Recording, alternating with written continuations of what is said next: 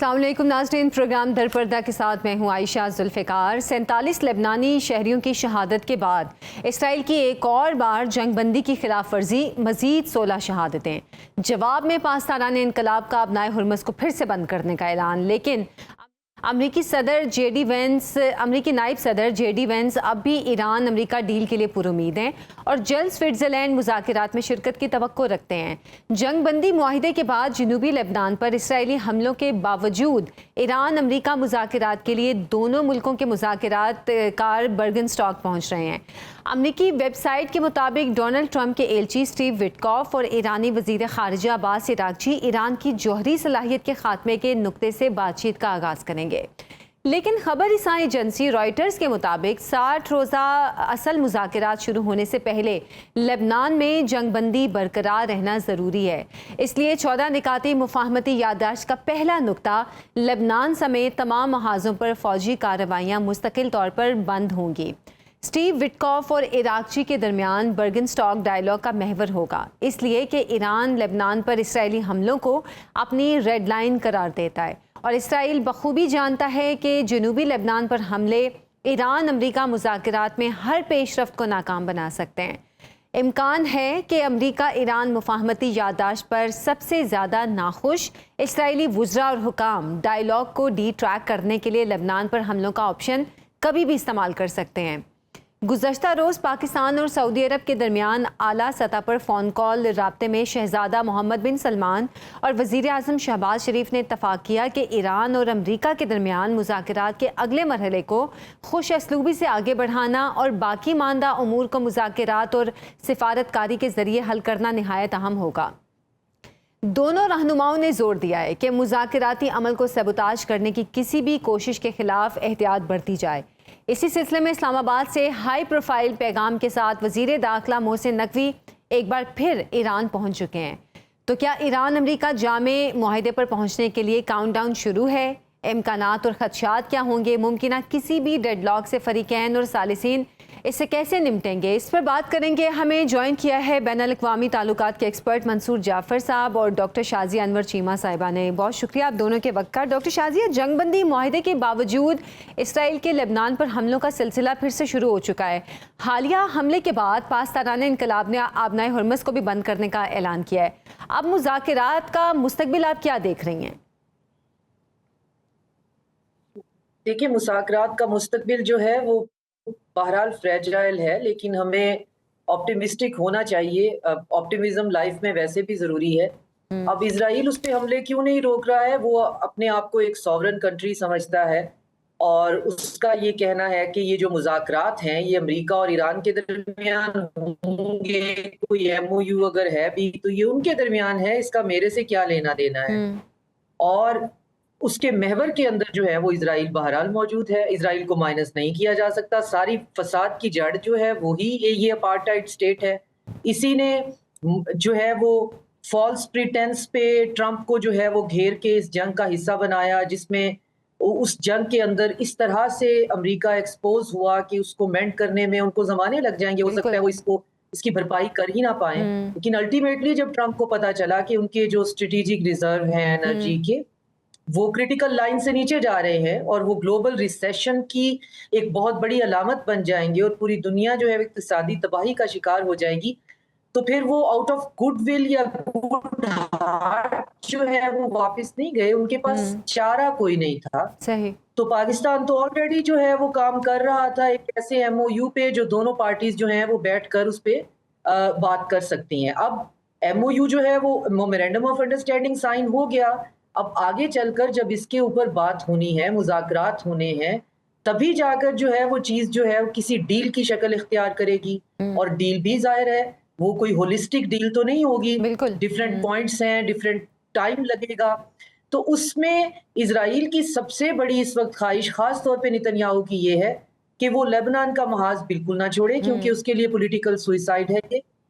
और वो ये जो है किसी ना किसी तरीके से अमेरिका को दोबारा इसमें धकेल ले। लेकिन अमेरिका को ये दिखाई दे गया है कि हमारे लिए वापस अभी आना बहुत मुश्किल है। अभी हमें स्ट्रेटेजिक पॉज चाहिए। वो अपना तमाम मिलिट्री बिल्डअप जो है यहाँ से जो डिसमेंटल करके वापस लेके जा रहे हैं, जितने उनके जहाज थे, जो जी कुछ जी। है वो तमाम रिपोर्ट्स हैं कि वो उनको समेट रहे हैं। और सबसे इंटरेस्टिंग खबर ये है कि उन्होंने अपनी जो इंडो पैसिफिक कमांड है, उसका नाम अपनी वेबसाइट पे चेंज करके जो पैसिफिक कमांड कर दिया, यूएस जी। पैसिफिक कमांड कर दिया। हम्म। तो मेरा ख्याल है उनको अब आहिस्ता-आहिस्ता ये समझ आ रहा है कि ये जो पैसिफिक है ये या चाइना के साथ कोई हमारा काइनेटिक सॉल्यूशन नहीं हो सकता, अगर ईरान के साथ भी नहीं हो सकता तो क्यों ना कोई और रास्ता जो है वो ढूंढ के देखा जाए। बिल्कुल। लेकिन उसमें फिर जहां ट्रंप ने इतनी हिम्मत की है, एक ऐसा एमओयू उस पे साइन किया है और जितना उनकी वहां पे गैस लाइटिंग और उनको इसका लैश जो है वो फील करना पड़ रहा है, तो उनको अब दिखानी चाहिए बैकबोन और फिर खड़े रहे अपने बात पे। और देखने में आ रहा है कि उनके बयानात बता रहे हैं कि वो कुछ टाइम तक अब इसके ऊपर खड़े रहना चाहते हैं और अच्छा, ये बहुत अहम नुक्ता है डॉक्टर शाजिया साहिबा के ऐसा लगता है कि ट्रंप अपनी बात पे कायम रहना चाहते हैं। मंसूर साहब, डोनाल्ड ट्रंप के गुज़श्ता जितने भी जंग के दौरान बयानात रहे, सुबह में कुछ बयानात और शाम में कुछ होते थे, वो यू टर्न बहुत तेज़ी से लेते थे। लेकिन अब इस मुआहिदे के हवाले से डोनाल्ड ट्रंप क्या वाकई कायम रह सकेंगे? जैसे डॉक्टर शाजिया कह रही हैं कि वो कुछ अरसा कायम रहना चाहते हैं, क्या वो वाकई कायम रह सकेंगे? क्योंकि इसराइल के जो मामलात साथ साथ चल रहे हैं, वो लग नहीं रहा कि डोनाल्ड ट्रंप अपने मुआहिदे पे ज्यादा देर कायम रह सकेंगे। जी, डोनाल्ड ट्रंप साहब के पास इस मामले पर बरकरार रहने के अलावा कोई ऐसा ऑप्शन सरेदस्त मौजूद नहीं है, क्योंकि इस वक्त जो सूरत हाल दाखिली तौर पे जिसकी बेहतर अक्कासी डॉक्टर साहब ने की है, वो बुनियादी तौर पे इस पूरे यानी जो भी उनका मौक़िफ़ है उसका मुहर्रिक है और उसी के हाथों मजबूर होकर उन्होंने अपने बड़े दरीना हलीफ और बड़े प्यारे दोस्त बीबी जो हैं उनको ना सिर्फ शटअप कॉल खुद दी है, टेलीफोन पे उनके साथ लान तान की है, बल्कि उन्होंने अपने जो नायब सदर हैं उनकी भी ड्यूटी लगाई है कि वो भी इनकी गोशुमारी करें और इनको इनका हकीकी चेहरा और आईना दिखाएं इनको, ताकि उन्हें अंदाज़ा हो सके कि जिस बिना पर वो अकड़ते हैं, जिस बिना पर वो सारी जारहियत का इर्तिकाब करते हैं, उसकी वजह से वो तो दुनिया में बदनाम हो ही रहे हैं। खुद अमेरिका के लिए इस वक्त जो बड़े पैमाने पे जिसे कहना है बदनामी उनके जिम्मे आ रही है, और ख़ासतौर पे फ़लस्तीन के मसले में जिस अंदाज से इन्होंने इसराइल की जारहियत का साथ दिया और वहाँ पे जो तबाही और बर्बादी पे बिल्कुल जिसे कहना है यकजान दो कालब होकर ये मामलात करते रहे हैं। जी जी। तो अब उन्हें यहाँ पे क्योंकि जो हिद्दत है उन्हें उस अंदाज से जवाब मिल रहा है हिजबुल्लाह की तरफ से, और हिजबुल्लाह ने उनके मरकावा टैंक से लेके उनके जितने भी इंफ्रास्ट्रक्चर है उसको निशाने पे रखा है। जी बिल्कुल। और उनका भी रिसेंटली एक कर्नल भी इस पूरी कार्रवाई के दौरान जो है वो काम आया है।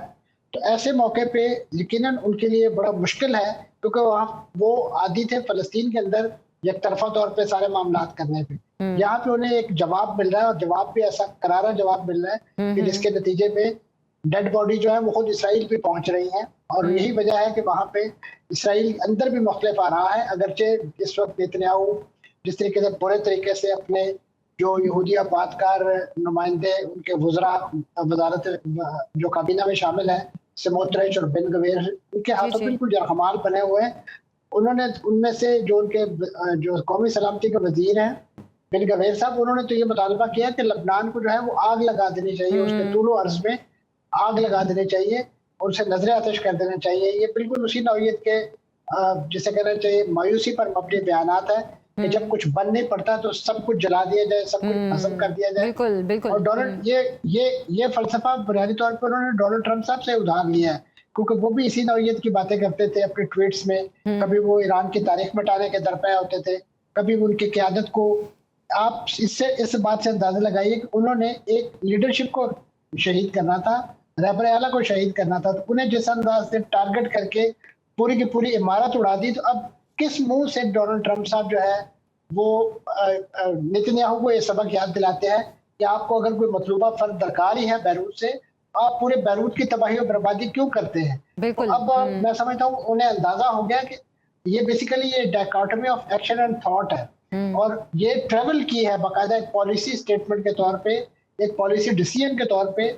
उनके इन मिडिल ईस्ट में जो मिलिट्री आउटपोस्ट उन्होंने कायम रखी है इसराइल की सूरत में, तो वो उन्हीं का एक लिहाज से दिया हुआ सबक जो है उसको एग्जीक्यूट करते हैं, क्योंकि अब उसकी ज़िक्र जो है वो बजाते खुद ना सिर्फ डोनाल्ड ट्रंप साहब अपने सियासी मुस्तकबिल पर आ रही है, बल्कि उनके मुल्क के यानी जो ओवरऑल इकोनॉमिक सिनेरियो है, बिल्कुल जो एक मंजरनामा है, प्रेशर है जो कि इस वक्त अमरीकी हुकूमत पर है, जिसकी वजह से वो ये फैसला करने पर मजबूर हुए हैं मुज़ाकरात के हवाले से।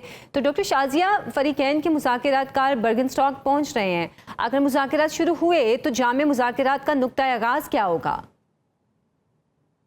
देखिए, नुक्ता आगाज तो आप उस कबूकी थिएटर को तो यहाँ से ही देख सकते हैं कि एक तरफ एक सीजन डिप्लोमेट सुनने में आ रहा है कि अब्बास अरागची जा रहे हैं, और दूसरी तरफ रियल एस्टेट प्रॉपर्टी डीलर जो है विटकॉफ, और साथ सुनने में आ रहा है कि जेरेड कुशनर भी हैं।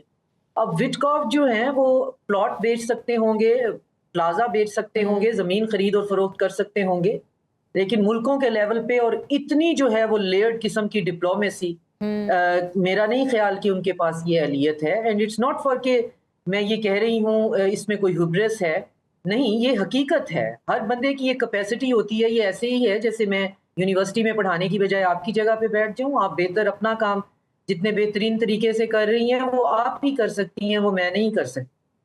तो विटकॉफ का वहां पे जाना जो है वो इटसेल्फ जो है वो चीजों के नॉन सीरियस होने को दिखाता है। तो मैं तो पहले दिन से ये कह रही हूँ कि पाकिस्तान अगर बीच में इन्वॉल्व ना होता तो ये जो एक MOU है 2.5 सफ़ों का, ये भी हमें कहीं दिखाई ना दे रहा होता। और MOU के बिहाफ पे जो हमें काइनेटिक अटैक्स रुके हुए दिखाई दे रहे हैं वो भी ना होते। बस हमें सिर्फ ये इस चीज के लिए खुदा से इल्तिजा करनी चाहिए कि ये जंग जो है, जैसे कि अब अमेरिका वापस जा रहा है तो ये वापस जाए और ये जंग दोबारा शुरू ना हो। जहां तक आपका सवाल था कि आखिर वो पॉइंट क्या होगा, तो वो पॉइंट तो सबसे पहले ये होगा कि MOU की लैंग्वेज तो डिलिबरेटली बहुत एम्बिगुअस रखी गई है। वो तो मेरे और आपके लिए है कि हम उस पर डिस्कशन करते रहें। तो अब इस एम्बिग्विटी को डील की शक्ल तो नहीं दिया जा सकता। तो डील के लिए एक एक पॉइंट की एम्बिग्विटी को बैठकर डिस्कस करना है। तो किसने डिस्कस करना है? विटकॉफ ने डिस्कस करना है on behalf of American population. तो ये बईदस कयास है।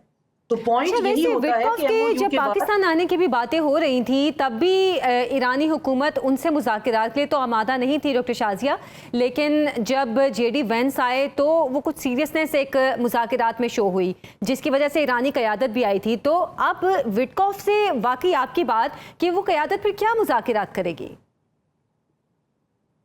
देखिए, ईरान ने अपनी स्ट्रेटेजिक विजडम से अमेरिका को और इजराइल को एक जो आइडियोलॉजिकल बॉक्स में घुसेड़ दिया है और वो उसके अंदर बिल्कुल फिक्स होके बैठ गए हैं। अब उनके पास एक चॉइस है कि हर एक्शन आने वाला ट्रंप का वो डिसाइड करेगा कि वो इजराइल फर्स्ट है या अमेरिका फर्स्ट है। तो अपनी हिकमत से ईरान ने ट्रंप को खुद ही अपने ही क्रिएट किए हुए कटहरे के अंदर खड़ा कर दिया। बिल्कुल। किसी को और कुछ करने की जरूरत नहीं है। इजराइल का हर एक्शन ये जाहिर करेगा क्या वो मिडल ईस्ट में एटलीस्ट दुनिया को छोड़ के पीस चाहता है, या वो यही जो है बर्बरियत और जारियत और छोटे बच्चों को मारने का जो सिलसिला है इसे जारी रखना चाहता है। इनका हर आने वाला एक्शन जो है वो लोगों के सामने और ज्यादा इस आइडिया को मैनिफेस्ट करेगा। तो इसलिए अभी अब्बास अरागची जो है उनका पहुंचते हैं नहीं पहुंचते, 1 मिनट के बाद जो है वो खबर बदल जाती है। लेकिन अगर उन्होंने ये सोचा भी होगा वहां जाना, तो वो ये सोच रहे होंगे कि MOU ठीक है, सीज फायर है, स्टेट ऑफ हुर्मुज हमारे कंट्रोल में है, तो हम क्यों ये जाहिर करें कि जी हम बैठकर बात नहीं करना चाहते, क्योंकि विटकॉफ जो भी शोशा छोड़ेंगे इससे पहले भी जो वो बात करते रहे उसकी कोई अहमियत नहीं है, तो बैठने में कोई हर्ज नहीं है। और ट्रंप जो भी एक्शन लेंगे अब वो आंसरेबल है टू हिज ओन पॉपुलेशन। क्या वो ईरान जंग में दोबारा जाकर इजराइल फर्स्ट का नारा लगाने वाले हैं? तो फिर वो उनकी अपनी पॉपुलेशन उनको माफ नहीं करने वाली। यही बात मंसूर साहब आपसे भी मैं जानना चाहूंगी, क्योंकि जैसे डॉक्टर शाज़िया भी बात कर रही हैं विटकॉफ की मौजूदगी के हवाले से, और जितनी सीरियस ये चीज़ है, जितना सीरियस ये मैटर है, विटकॉफ की मौजूदगी इसको उतना सीरियस बना नहीं रही है, तो ईरान फिर इसमें कैसे अपनी सीरियसनेस शो करेगा? देखिए जी, विटकॉफ वही शख्सियत है जिन्होंने इससे पहले होने वाले जो जौहरी इशू पर मुज़ाकरात थे उसमें भी अमेरिका बहादुर की नुमाइंदगी की थी, और उनके साथ जो दामाद खसूसी हैं वो भी शरीक थे। इन दोनों का जो तखस्सुस है वो यकीनन एक रियल एस्टेट एजेंट के तौर पे तो बहुत ज्यादा है, और विटकॉफ साहब का तो एक खास जो पहलू जिसकी वजह से वो डोनाल्ड ट्रंप साहब के बड़े करीब समझे जाते हैं, ये मुख्तलिफ जो दुनिया के हिस्सों में जो गोल्फ कोर्ट्स हैं, जो गोल्फ मैदान हैं, उनको डेवलप करने में बड़ी महारत रखते हैं। और इनका असल मुद्दा और मकसूद यही होता है कि जहाँ भी इनको इस नौइयत की कोई ऑफिशियल असाइनमेंट दी जाती है, या वहाँ पे अपना जो एक साइड ऑफिस जो है वो भी साथ खोल लेते हैं। जिस तरीके से इन्होंने गजा के मामले में जब इनको इसी नौइयत की कोई जिम्मेदारी दी गई, चाहे वो जैरेड कुशनर थे, तो उन्होंने भी एक जो वाटर फ्रंट को डेवलप करने की बातें शुरू कर दी। वहाँ पे बड़े गोल्फ के मैदान, और इसी तरीके से शाम में भी जब इनको कोई टास्क दिया गया तो वहाँ पे भी इसी नौइयत के इनकी असाइनमेंट जो और मिशन स्टेटमेंट जो है वो थी। बुनियादी तौर पे तो अब देखना ये है ना कि जो एक न्यूक्स के बारे में अगर इस MOU की रोशनी में आगाज होना है, तो इससे पहले मरहले में भी यही दोनों शख्सियात अमेरिका की नुमाइंदगी कर रहे थे। और आपको याद होगा कि जब उस वक्त भी ईरान ने मुतालबा यही किया था कि वो मुतालबात तुर्की में, वो मुज़ाकरात तुर्की में करने के बजाय, अंकारा में करने के बजाय जो है वो उन्होंने उसे ओमान में मुंतकिल करने की बात की थी, क्योंकि वो नहीं चाहते थे कि खास तौर पर जो 5 राउंड वहाँ पे मुज़ाकरात के हो चुके थे, वो चाहते थे कि वहीं से आगे आगाज किया जाए, बजाय ये कि तुर्की में एक नई दोबारा से चीज़ों को इनिशिएट किया जाए, दोबारा से मुज़ाकरात का मरहला किया जाए। तो उस पर फिर इब्तदाई तौर पे यही ग्रुप जो पेटकॉफ और जैरेड कुशनर की सूरत में था, इन्होंने एक तरह से एहतजाज भी किया था, और ये नहीं चाहते थे कि उसको, जिम्मेदारी तौर पे ये जो टाइम बाय करना चाहते हैं कि जितना ज्यादा वक्त इनको मिल सके ताकि अपनी स्ट्रेटजीज और अपने मामला जो है वो ठीक कर सके। लेकिन इस वक्त मैं समझता हूँ कि जिस अंदाज से उनको उतारा गया इस मैदान के अंदर, अब उनका हकीकी मानों में इम्तिहान भी है। और ईरान यकीनन अपने जो भी स्ट्रेटेजिक उसके पास इस वक्त मैनूवरिंग टूल्स मौजूद हैं, चाहे वह अपने हुर्मुज़ की सूरत में है या दीगर जो उन्होंने अपना लबनान के जो सीज फायर को क्लब करवाने का मुतालबा किया है, ये मैं समझता हूँ 2 ऐसे कड़े यानी लिटमस टेस्ट हैं कि इन पर एक लिहाज से अगर तो इसराइल बरकरार रखता है अपनी फायरबंदी को, और इसी तरीके से जो इनके जो मुज़ाकरात के अंदर ये जो अमेरिकी मुज़ाकरातकार है, इनकी जो सीरियसनेस है वो भी इस बात का तयन करेगी कि किस अंदाज से मुतालबात आगे बढ़ने हैं, ये मुज़ाकरात आगे बढ़ने हैं। और उसी की रोशनी में यकीनन इसके जब मुज़ाकरात आगाज होंगे तो आपको उस वक्त अंदाजा होगा कि इसमें कितने मुश्किल किस्म के इश्यूज मौजूद हैं। उसमें कभी ये मॉरिटोरियम पर आपस में इनके सीन फंसेंगे कि जी बिल्कुल मुज़ाकरात का ऊंट किस करवट बैठेगा, यकीनन इस पर सबकी नजरें भी हैं। बहुत बहुत शुक्रिया मंसूर जाफर साहब, डॉक्टर शाज़िया अनवर चीमा साहब, आप दोनों का। से वापस आएंगे, हमारे साथ रहिए। वेलकम बैक नाज़रीन। फी लीटर पेट्रोल की कीमतों में 74 और डीजल के नरखों में 67 रुपए की कमी महंगाई से सताए अवाम के लिए ताज़ा हवा का झोंका है। लेकिन सवाल ये है कि पेट्रोल डीजल के नर्ख बढ़ने पर जिस तरह महंगाई बढ़ती है, उसी तरह पेट्रोल डीजल सस्ता होने पर महंगाई कम क्यों नहीं होती। इस पर हम बात करेंगे माहिर मईशत अशफाक तोला साहब से। बहुत शुक्रिया अशफाक साहब आपके वक्त का। पेट्रोल की कीमत 74 और डीजल के नरखों में 67 रुपए की कमी बड़ा रिलीफ है यकीनन आवाम के लिए। लेकिन फिर सवाल वही है कि जब कीमतें बढ़ती हैं तो महंगाई बढ़ती है, जब कीमतें नीचे आती हैं तो महंगाई नीचे नहीं आती। इसको हम क्या कहें? क्या कमज़ोर इंतज़ामी गिरफ्त है जिसकी वजह से हम सिस्टम को मैनेज नहीं कर पाते? बिस्मिल्लाहिर्रहमानिर्रहीम। Thank you very much Ayesha for having me in your show. देखें, जो आप बात कर रही हैं बिल्कुल ठीक है। एक्चुअली हमारा जो निज़ाम है ना बड़ा तितर बितर है। बढ़ाने को पेट्रोल की प्राइस बढ़ाने वाली गवर्नमेंट, फेडरल गवर्नमेंट है, मिनिस्ट्री ऑफ पेट्रोलियम है, मिनिस्ट्री ऑफ फाइनेंस है, प्राइम मिनिस्टर साहब हैं। और इसके असरात जो आते हैं वो आम रोज़मर्रा चीज़ों पे आते हैं, ट्रांसपोर्ट के किराए में आते हैं, आवाम बाकी चीज़ों पे, उसकी वजह से अफरात दर में इजाफा हो जाता है जी। मगर अलमिया ये हमारा कि ना अब ट्रांसपोर्ट के किरायों में कमी आएगी, ना उन चीज़ों में उनकी नरखों में कमी आएगी। तो वो अब आप समझ लें कि पहले जो होता है ना, तो हम ये समझते हैं कि जी ये तो हमने एक ज़ाहिरी बात है, ज़रूरत थी तो हमें करना पड़ा और हमने कर दिया। अब तो वो जो चीज बढ़ गई वो कॉन्स्टिट्यूशनल राइट हो गया। अब वो ये कहते हैं नहीं जी अब हम तो नहीं कटाएंगे, बाकी चीजों में बड़ा इजाफा हो गया है, वो हमारे घर के किराए में बहुत इजाफा हो गया है, बच्चों की स्कूल की फीस में बहुत इजाफा हो गया। तो एक विशियस सर्कल है। इसका अगर आप समझे 20% आपकी ऑलमोस्ट पेट्रोल की प्राइस में कमी वाकई हुई है, ठीक है ना जी। और हर यानी कि 1% पे 0.15% आपका महंगाई में कमी आनी चाहिए। तो इस निस्बत से अगर मैं देखूं तो कोई 8-10% उसका प्रोपोर्शनेट आपको कम मिलना चाहिए। और इसकी वजह से जो हमारा इन्फ्लेशन आया था बिकॉज ऑफ पेट्रोलियम प्रोडक्ट, जिसकी वजह से हमें हुकूमत पाकिस्तान को अपनी पॉलिसी रेट में इजाफा करना पड़ा था। जी। वो इजाफा कम नहीं होगा। मेरा ख्याल है अफराद दर में कमी वाकई होगी सिर्फ पेट्रोलियम की डायरेक्ट इस्तेमाल की वजह से, मगर जो कमी होनी चाहिए ना आयशा, तो वो नहीं। तो अब ये हुकूमत पे मुनसर करता है, बिकॉज अब ये जो प्राइसिंग कंट्रोल का मैकेनिज्म है ना, वो सूबों के पास है, और हर सूबा अपने हिसाब से चल रहा है। पंजाब में अपने हिसाब से चल रहे हैं, सिंध अपने हिसाब से चल रहा है, केपी अपने हिसाब से चल रहा है, बलूचिस्तान अपने हिसाब से। तो ये फेडरल गवर्नमेंट का कोई कोऑर्डिनेशन नहीं है। और मैं ये समझता हूँ कि ये हुकूमत को उस वक्त जब मैं कहता था या मुफ्ती इस्माइल साहब भी कहते थे कि आपने एकदम एब्रप्टली बढ़ा दिया था चीजों को। अगर आप आहिस्ता आहिस्ता बढ़ाते ना चीजों को, तो उससे ये होता कि आपके अफराद दर में इतना ज्यादा इजाफा नहीं होता जितना हुआ, और फिर आप आहिस्ता आहिस्ता कम भी करते। अब एक साथ आपने 20% कम कर दिया, एक साथ 20% बढ़ा दिया, ये दानिशतगी नहीं है। और वो जो हमारे मिनिस्टर हजरात या जो एडवाइजर हजरात थे, वो बड़े इसको जस्टिफाई करते थे कि नहीं जी हम ठीक कर रहे हैं, मगर उस वक्त भी हमने कहा था कि जी आप रॉन्ग नोशन पे आप ये प्राइसेस बढ़ा रहे हैं। इन्वेंट्री गेन आप दे देंगे, बट अब जब इन्वेंट्री लॉसेज आएंगे ना कंपनियों की, तो चीखें निकल जाएंगी। बिल्कुल, और मेरा ख्याल है कोई कंपनियां बंद ना हो जाएं, ऑयल मार्केटिंग कंपनी। तो अच्छा, ये मेरा ख्याल है दानिस्ता फैसला नहीं था।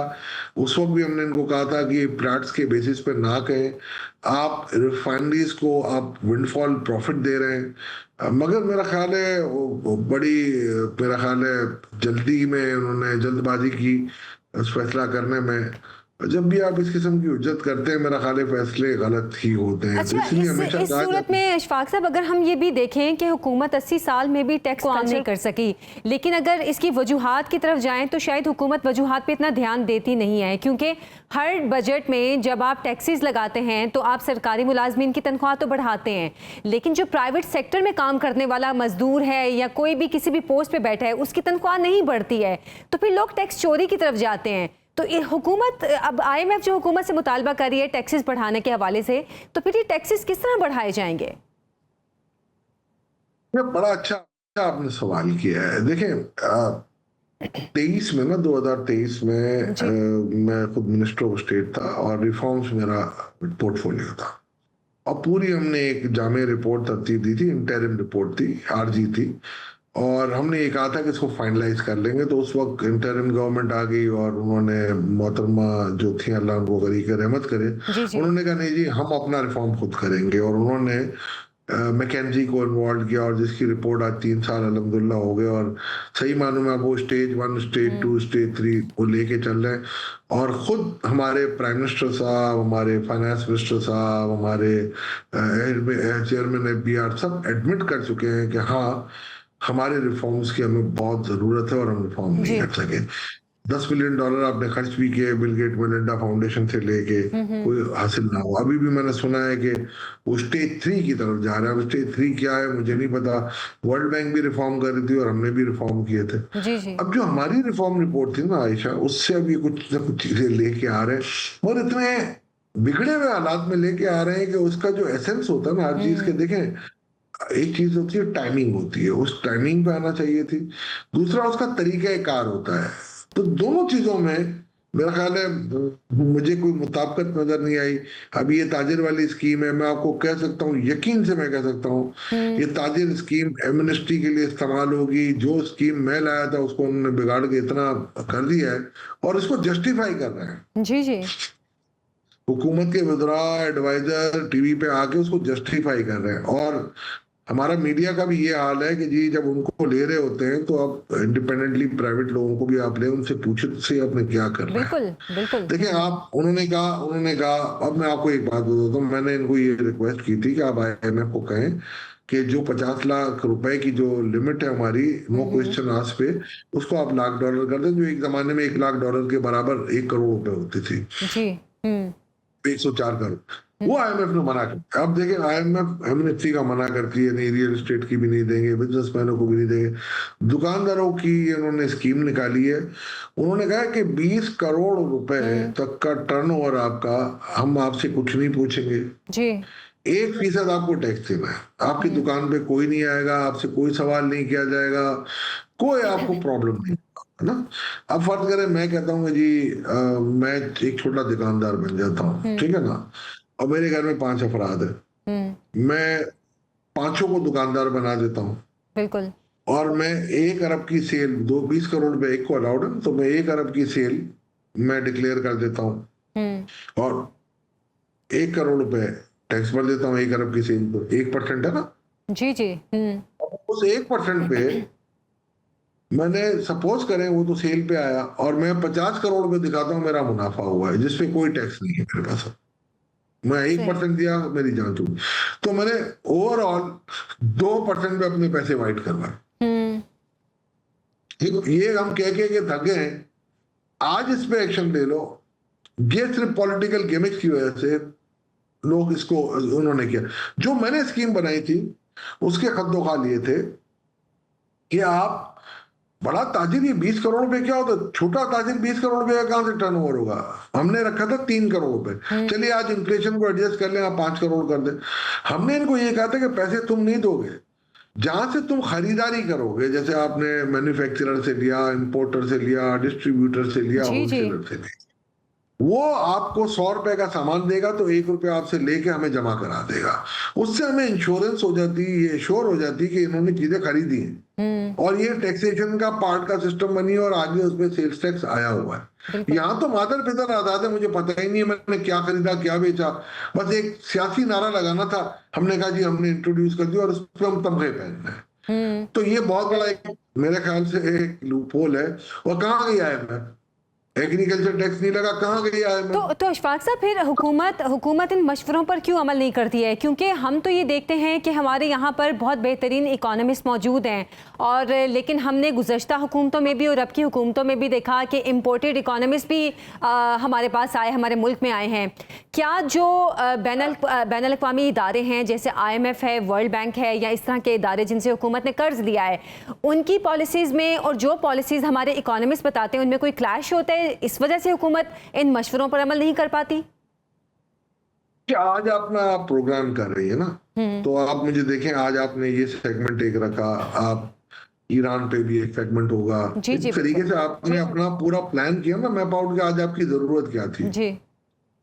पाकिस्तान की मईशत की जो जरूरत है ना, वो IMF नहीं डिटरमाइन कर सकता, ये मेरा दावा है। आप पाकिस्तान की मईशत या इस खित्ते की जो भी मईशत है, सिवाय इंडिया के, क्योंकि उन्होंने AI का बहुत ज्यादा इस्तेमाल किया हुआ है, हम जब तक उस चीज को अचीव नहीं कर पाएंगे, जब तक हमारी मईशत का खासा कुछ और है और IMF की रेसिपी कुछ और है, हम कभी भी मुतामिल नहीं हो सकते उस रेसिपी की। और 3 साल बाद हम कहते हैं कि नहीं जी हमने गलती की, अब हम एक और प्रोग्राम, 24 प्रोग्राम ले चुके हैं, क्या आपने कर लिया? आपने कौन सी दूध और शहद की नहरें आ गई आपके पास, कौन सी खुशहाली आ गई, कौन सी ज़राअत में आपने टैक्स ले लिया, कौन सा आपने इंपोर्ट एक्सपोर्ट बढ़ा ली, मुझे बताइए ना। तो हम हमेशा जाते हैं, कोई PM आता है वो कहता है कि जी अगर IMF के पास जाना पड़ा तो मैं खुदकुशी कर लूंगा। एक PM आता है वो कहता है जी ये मेरा आखिरी प्रोग्राम है। कि मेरा ख्याल है नौजवानी में मैं सुनता था कि आखिरी प्रोग्राम है, अब तो अल्हम्दुलिल्लाह हम भी सीनियर सिटीजन होने को आ गए। तो मेरा ख्याल है रेसिपी दी गई है, मैंने खुद अपनी बना के इनको दी है और वाइडली स्प्रेडेड है and duly acknowledged internally by the government people. But वो कहते हैं कि जी हम क्या करें और IMF के प्रोग्राम में हैं और वो अलाउ नहीं करते। जहां उनको अपने मतलब की चीजें अलाउ करवानी है, जैसे ये ताजिर स्कीम जो करानी है अलाउ, जी जी बिल्कुल, तो उन्होंने करा ली। सही, यानी कि करना हुकूमत ने फिर अपना ही मर्जी से है, चाहे आप जितने मर्जी अच्छे मशवरे उनको दे दें, रेसिपी दे दें, लेकिन उन्होंने अपने अंदाज से वो रेसिपी तैयार करनी है। बहुत बहुत शुक्रिया अशफाक तौला साहब। ब्रेक से वापस आएंगे। Stay with us. एक हफ्ते के दौरान सोने की कीमत में 3 बार कमी, क्या ये एक इशारा है उनके लिए जो गोल्ड में इन्वेस्टमेंट को अपने लिए महफूज जन्नत समझते हैं, या ये एक पैगाम है उन खवातीन के लिए जो कई सालों से गोल्ड ज्वेलरी को तरस रही हैं?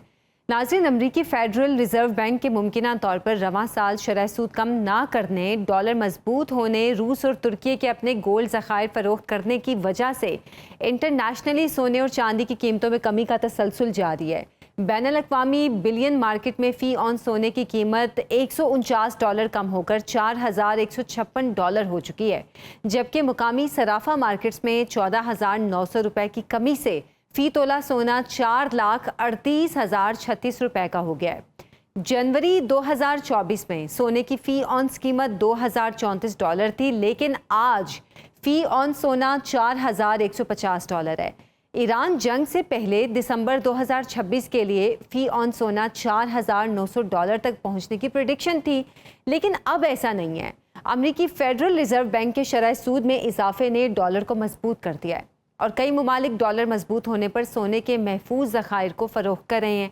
ईरान अमरीका जंग रुक चुकी है। सरमायाकार सेफ हेवन में महफूज गोल्ड प्रॉफिट ट्रांजैक्शंस के लिए बाहर निकाल रहे हैं, इसलिए दिसंबर 2026 में सोने की तखमीनी कीमत $4,000 से $4,800 फ़ी ऑन्स करार दी जा रही है। क्या गोल्ड की कीमत में इजाफे का सिलसिला इसी तरह जारी रहेगा? क्या आज गोल्ड इन्वेस्टमेंट गैर मामूली प्रॉफिट दे सकती है या आने वाले दिनों में लोगों के लिए गोल्ड ज्वेलरी बनाना आसान हो जाएगा? इस पर हम बात करेंगे। हमें ज्वाइन किया है फयाज कुरैशी साहब ने, सदर ज्वेलर्स एसोसिएशन रावलपिंडी। बहुत शुक्रिया फयाज साहब आपके वक्त का। सोने की कीमतों में रवां हफ्ते 3 बार नुमाया तौर पर कमी देखने में आई है। क्या 2.5 बरस से जारी गोल्ड प्राइस बूम जो था वो थम चुका है या कीमतों में इजाफे के दौरान ये एक वक्फा है? जी अस्सलाम वालेकुम। सबसे पहले जी मैं सुनो टीवी का शुक्रिया अदा करता हूँ कि उन्होंने मुझे ये इसके ओपिनियन के लिए ऑन बोर्ड लिया। अच्छा, जिस तरह अभी आपने बात की, डेफिनेटली इंटरनेशनली ग्लोबली जब चीज़ें चेंज हो रही हैं, उसके साथ साथ जो ईरान और अमेरिका की जो टेंशन थी, जो जंग थी, उसके ऊपर भी एक मुस्बत जो किस्म के जो न्यूज़ आई, जिसके बाद इंटरनेशनली ग्लोबली जो इन्वेस्टमेंट्स थी, पहले आपने देखा था कि गोल्ड के अंदर से जो इन्वेस्टमेंट्स थी वो चली गई थी ऑयल के अंदर, फिर ऑयल से निकल के दोबारा कुछ गोल्ड के अंदर और फिर इसी तरीके से यूएसडीटी के अंदर दोबारा इन्वेस्टमेंट जाना शुरू हो गई, जिसकी वजह से जो अमेरिकन जो डॉलर है वो स्ट्रांग होना शुरू हो गया। और जिस तरह भी आपने खुद बताया, ऐसे ही है कि शरह सूद जो अमेरिकन जो शरह सूद थी उस पर कमी ना होने की वजह से उनको स्टेबल रखा और जिसकी वजह से इसका इम्पैक्ट फर्दर आया।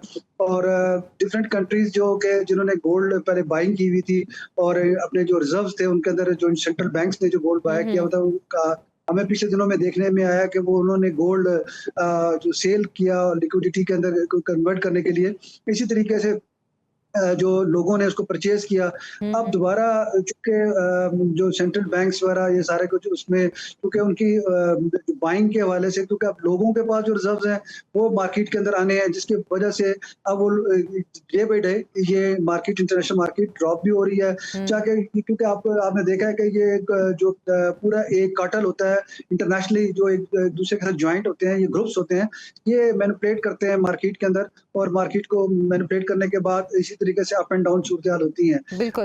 आपने देखा है अभी भी जो इंटरनेशनली भी ये जो बाइंग जो है इस टाइम पे बाइंग पोजीशन पे बन रही है, लेकिन थोड़ा बहुत अगर हो सकता है मजीद रिट्रेसमेंट की भी चांसेस हैं, जो कि हम इसको देख रहे हैं, हो सकता है कि 4000 या $4,050 पर औंस के आने के चांसेस हैं। आम आदमी, आम पाकिस्तानी के समझने के लिए मैं आपसे ये जानना चाहूंगी कि गोल्ड में इन्वेस्टमेंट क्या अभी भी हम इसको सेफ इन्वेस्टमेंट कहें या जिस तरह फ्लक्चुएट हो रही हैं कीमतें अभी रुक जाना चाहिए? देखिए, मैं आपको आपके तवज्जो से एक बात कहना चाहूँगा कि जो गोल्ड में इन्वेस्टमेंट्स करते हैं ख़ास तौर पे, वो थोड़ा सा बड़े मोहतात होकर उनको इसलिए चलना चाहिए क्योंकि एक तो जो उनकी सेविंग है वो इन्वेस्टमेंट्स करें, जो उनकी सेविंग है वो गोल्ड के अंदर आए। मैं अक्सर औकात एक बात कहता हूँ कि बिल्कुल कतन वो लोग ना आए कि जो बिल्कुल जिनकी बिल्कुल समझ लें जमा पूंजी है, अगर वो उसको इन्वेस्ट कर लेते हैं, और वो भी क्या करते हैं कई दफ़ा लोग यकमुश्त सारी इन्वेस्टमेंट कर देते हैं और वो उसमें आके फिर स्टक हो जाते हैं। हमेशा जो गोल्ड के अंदर या कमोडिटीज़ के अंदर जो भी लोग बिजनेस करते हैं वो इसको लॉन्ग टर्म, मिड टर्म और शॉर्ट टर्म की बुनियाद पर करते हैं। इसके ऊपर मेरी जो अभी भी सजेशन ये है कि थोड़ा सा संभल के कुछ टाइम पीरियड ये हफ्ता एक इसको देखें, एनालिसिस करें, उसके बाद इसके अंदर फर्दर जो इसमें डिसीजन लें कि गोल्ड के अंदर बाइंग करने के हवाले से। नो डाउट इसमें तो मैं आज भी कहूंगा कि गोल्ड एक सेविंग के हवाले से देखा जाता है और सेफ इन्वेस्टमेंट समझी जाती है, क्योंकि इंटरनेशनली भी देखा जाए तो अगर जो करेंसी है, अगर किसी भी मुल्क की करेंसी बेस करती है गोल्ड के ऊपर, तो उसके रिजर्व्स के ऊपर, जितना रिजर्व्स होगा उतनी ही उसकी करेंसी के प्रिंट होता है होगी। चूंकि अभी मैटर ये है कि मैटर ऑफ कंसर्न ये है कि क्योंकि जो इस टाइम पे जो आपकी यूएसडीटी जो खासतौर पे अमेरिकन जो डॉलर है वो स्ट्रांग हो रहा है, और अमेरिकन डॉलर स्ट्रांग होने की वजह से फिर दोबारा इम्पैक्ट गोल्ड की तरफ आ गया। अच्छा, जो अभी बजट आया है फयाज साहब, इसका गोल्ड मार्केट पे क्या असर पड़ा है? जो टैक्सेस लग रहे हैं, क्या इस हवाले से गोल्ड डीलर से भी हुकूमत ने मुशावरत की? ये बड़ा एक इम्पोर्टेंट आपने एक बात की है। मैं यहाँ पे कहना चाहूँगा, बदकिस्मती से आपके चैनल के तवज्जो से एक बात भी कहना चाहूँगा हुकूमती आला हुकाम से, हत्ता बिलखुसूस प्राइम मिनिस्टर साहब मियां शहबाज शरीफ साहब से भी, और इसी तरीके से वज़ीर ख़जाना औरंगज़ेब साहब, और इसी तरीके से बिलाल अज़हर कियानी साहब, हमने मुख्तलिफ फोरम पे अपनी तजावीज़ भी दी, बजट के हवाले से दी, स्पेशल प्रोसीजर फॉर ज्वेलर्स के हवाले से भी दिया, बट अनफॉर्चुनेटली इसको नज़रअंदाज कर दिया गया, क्योंकि इस बजट के अंदर ज्वेलर्स के साथ कोई भी ऐसा उन्होंने ओपिनियन ऐसी चीज़ लाए कि जो इस इंडस्ट्री के हवाले से बेहतर हो। और जबकि ये एक इंडस्ट्री एक एक्सपोर्ट ओरिएंटेड इंडस्ट्री है, खासतौर जेम्स एंड ज्वेलरी के हवाले से ये एक अच्छा रेवेन्यू जनरेट करके दे सकती है, पाकिस्तान में ज़र मुबादला ला सकती है, बट इसको बिल्कुल निगलेक्ट किया गया इस बजट के अंदर। और बजट तो मैं वैसे भी कहना चाहूंगा कि मिला जुला बजट है, बजट के अंदर भी कोई ऐसी खातर ख्वाह कोई चीजें नहीं आई। मेरी नजर के मुताबिक से जो बजट के खदो ख्वाल अगर हम देखें, इम्पैक्ट देखें, अगर बिजनेस कम्युनिटी के हिसाब से देखें, तो कोई भी बिजनेस कम्युनिटी के जो भी लोग हैं वो इस बजट से मुतमिन नहीं है। इसमें सिर्फ एक जो चीज थी उन्होंने कि फिक्स टैक्स के हवाले से जो छोटे ताजरों को लिए लाए हैं, अब उसमें भी देखें ज्वेलर्स के अंदर भी मुख्तलिफ कैटेगरीज, हमने इनको कहा स्पेशल प्रोसीजर में कहा कि जी इसको चार कैटेगरीज में डिवाइड कर दें, एक मैन्युफैक्चरर कम होलसेलर, एक इसी तरीके से बुलियन, एक रिटेलर, और इसी तरीके से एक जरगर। और उनको हमने प्रपोज भी किया कि आप इनको ये थ्रेश होल्ड दे दें, इतने पॉइंट आपको रेवेन्यू ज्यादा जनरेट होगा इस इंडस्ट्री से। और हत्ता के अनफॉर्चुनेट बदकिस्मती इस इंडस्ट्री की है कि हमारा स्टॉक एंड ट्रेड लिक्विडिटी के अंदर है, जबकि पूरी किसी भी इंडस्ट्री का जो स्टॉक एंड ट्रेड उसके अपने एसेट्स के अंदर होता है। हमने यहाँ तक भी गवर्नमेंट को कहा कि एक दफा हमें डिक्लेरेशन दें, ऐसे डिक्लेरेशन के हवाले से, क्योंकि आई नो कि IMF का एक प्रेशर है इनके ऊपर, उसकी वजह से नहीं, लेकिन जबकि हमारा जो गोल्ड ज्वेलरी 1985 से प्रीवियस चले जाए तो उसको कमोडिटी के अंदर, उसके गोल्ड के अंदर था, उसके बाद उसको लिक्विडेट कर दिया गया, कैश के अंदर ले आए। आज जब हमने एक्वायर बिजनेस किया 2000 तोला था, आज बिजनेस आ गया 5 लाख, 4.5 लाख, 5 लाख के ऊपर तोला है। तो वो जो चीजें हैं जिसकी वजह से मैच और मिक्स मैच नहीं कर पाती, और इसी का FBR फायदा उठाते हुए हमारे इंडस्ट्री के ऊपर अटेम्प्ट कर रहे हैं, खास तौर पे 175, 176 का मैं आपके इस हवाले से कुछ ऐसी भी खबरें फयाज साहब के जो गोल्ड डीलर्स हैं, ज्वेलर्स एसोसिएशन हैं, ये ऐसे मुंसलिक लोग हैं, उनको हिरासा भी किया जा रहा है, ये मामला क्या है? जी, ये वो मैं आपको बता रहा हूँ कि ये वो मैटर है कि 175 और 176 का मिस यूज करके दुकानों पे अटेम्प्ट किया जाता है, जबकि वहाँ पे कस्टमर बैठे हो, लेडीज बैठी होती, बच्चे, क्योंकि हमारा काम ही बिजनेस का लेडीज के साथ है, तो ऐसे अटेम्प्ट करके वहाँ पे FBR वाले आते हैं और एक ऐसे हरासमेंट से क्रिएट कर देते हैं, जिसकी वजह से बिजनेस का क्या करना, वहाँ पे जो लोग कस्टमर क्लाइंट है वो एकदम परेशान हो जाते हैं, जिसकी वजह से अभी रिसेंटली पेशावर में भी स्ट्राइक रही, हड़ताल रही, सिंध में के कराची में भी स्ट्राइक रही, और मुख्तलिफ शहरों के अंदर भी इसके ऊपर काफी ज्यादा स्ट्राइक्स और काफी मिला जुला रुझान रहा। हत्ता के चेयरमैन FBR साहब के साथ, अरशद लंगड़ियाल साहब के साथ मुख्तलिफ औकात में मीटिंग्स हुई, हत्ता के हमने मेंबर पॉलिसी, मेंबर ऑपरेशन से भी बात की, उन्होंने भी हमें ये यकीन दहानी कराई कि जी हम आपके लिए स्पेशल प्रोसीजर ला रहे हैं जो ज्वेलर्स के हवाले से होगा, और हम आपको एक सिक्योर उसके अंदर सिक्योरिटी प्रोवाइड करेंगे, लेकिन कुछ भी नहीं, जीरो रहा, और उसका मिस यूज कर रहे हैं। क्योंकि अगर किसी जगह पे मैं यहाँ पे कहना चाहूंगा शॉर्टफॉल रहा, अगर FBR का रिकवरी के अंदर शॉर्टफॉल रहा, तो उसमें ज्वेलर्स का तो कोई कसूर नहीं है। अगर आपका 600 या 700 या 800 अरब आपका इस टाइम पे रेवेन्यू का फाइनेंशियल ईयर के अंदर शॉर्टफॉल है IMF के मुताबिक से, तो आप क्या वो चाहते हैं कि एक इंडस्ट्री को स्लॉटरिंग करके आप उसको वसूल पाएंगे? क्योंकि अगर सिर्फ गोल्ड क्योंकि एक कमोडिटी है, और कमोडिटी एक महंगी धातु होने की वजह से आप उसके साथ उसको लोगों को हॉस्टाइज करके और उस तरीके से रेवेन्यू जनरेट करेंगे, ये तो ज्यादती है मैं समझता हूँ इस इंडस्ट्री के साथ। बिल्कुल बिल्कुल ठीक है आपने। अच्छा फयाज साहब, आखिर में आपसे जानना चाहूंगी कि एक ये मिथ है कि मुकामी मार्केट में मुहर्रमुल हराम के दौरान सोने की कीमतों में कमी हो जाती है, क्या वाकई ऐसा है? क्योंकि जो लोग सोना खरीदना चाहते हैं, क्या उनके लिए ये एक टाइम ऐसा है कि जिसमें वो आसानी से कुछ सस्ता बनिस्बत जो रेट चल रहा है कुछ सस्ता सोना खरीद सकें? सबसे पहले बात आपने की ये तो मुहर्रम और हराम की तकद्दुस और उसके वजह से लोग परचेजिंग कम करते हैं गोल्ड के हवाले से, लेकिन इसका जो इम्पैक्ट है गोल्ड रेट का, ये लोकल मार्केट की वजह से नहीं है, ये इंटरनेशनल मार्केट का इम्पैक्ट है। अच्छा, जो लोकल मार्केट होती है वो बेस कर रही होती है आपकी डिमांड एंड सप्लाई के ऊपर, उसका ये थोड़ा बहुत इफेक्ट हो सकता है कि 10, 15, 20 हजार रुपए तोले का फर्क तो हो सकता है, लेकिन इंटरनेशनल मार्केट जो होती है वो इस चीज से कोई उसका कंसर्न नहीं है कि हमारे पाकिस्तान में मुहर्रम और हराम है या ईद है या कोई दिन त्योहार है या रमजान है, इससे इंटरनेशनल मार्केट का कोई तल्लुक वास्ता नहीं होता। सही, बहुत बहुत शुक्रिया फयाज कुरैशी साहब हमारे साथ मौजूद थे आज के प्रोग्राम। इजाज़त दें, अल्लाह हाफिज।